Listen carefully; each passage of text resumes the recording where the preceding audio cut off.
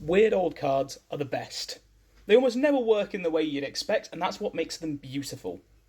Speaking of which, Noble Purpose. It's a 5 mana white enchantment which, on dealing combat damage, gains you life equal to the damage dealt. Basically, board-wide lifelink on combat damage, which is really neat.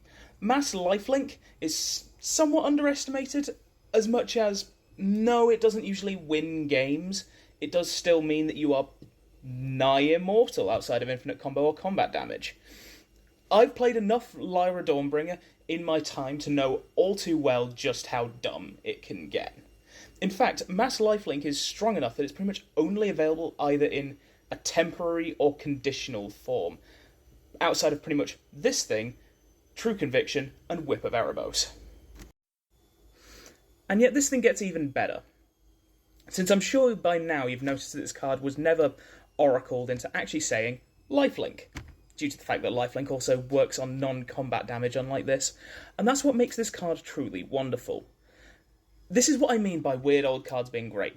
If it were printed today, it would definitely just be lifelink, but because this was printed before Future Sight and uses the Spirit Link wording, since it isn't lifelink, it stacks with lifelink.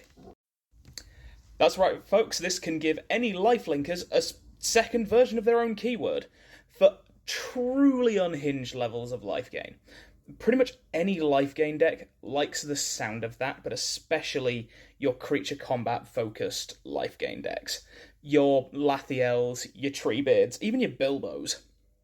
And of course, in those decks, you're also playing cards like Valkyrie Harbinger, Resplendent Angel, and Nykthos Paragon, which in turn benefit from Noble Purpose on the next turn. This card is great, and it seems like it's just been kind of lost to the ether, when truly it could be something brilliant.